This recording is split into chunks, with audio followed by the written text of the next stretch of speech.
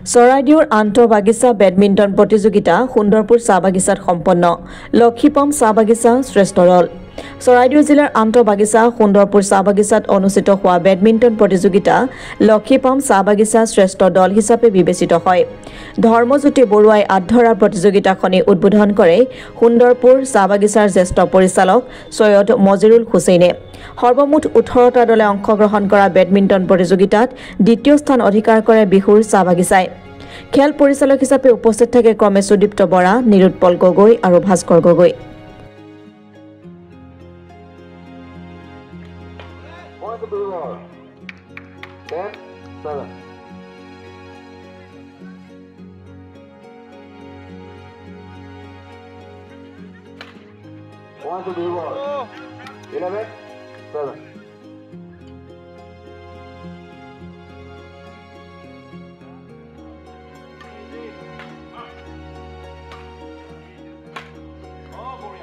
Points to Boyata.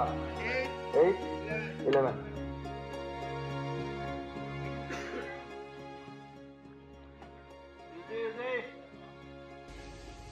যোৱাকালি 29/12/2024 তাৰিখে আমাৰ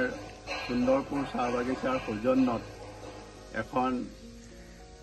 আন্তঃবাগিচা বেডমিণ্টন টুৰ্ণামেণ্ট অনুষ্ঠিত হৈ যায় ইয়াত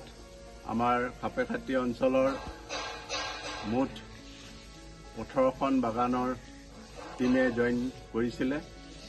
আৰু এই প্ৰতিযোগিতাখন বৰ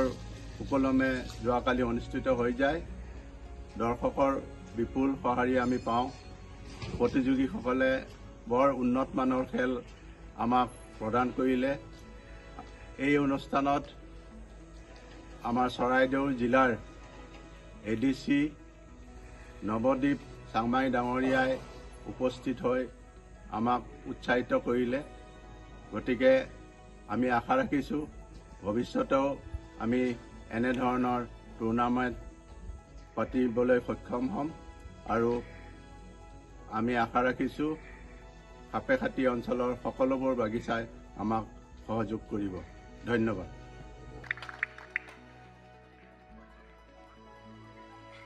এই বয়সতো আমাৰ ছাৰ ইমান ধুনীয়া খেল প্ৰদৰ্শন কৰিছে ভাল লাগিছে চাই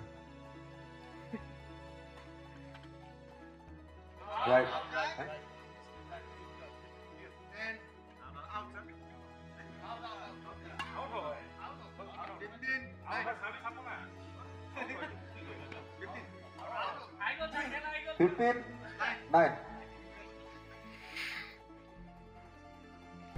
হাপেখাতিৰ পৰা ৰাজীৱ কলিতাৰ ৰিপৰ্ট অসম টুডে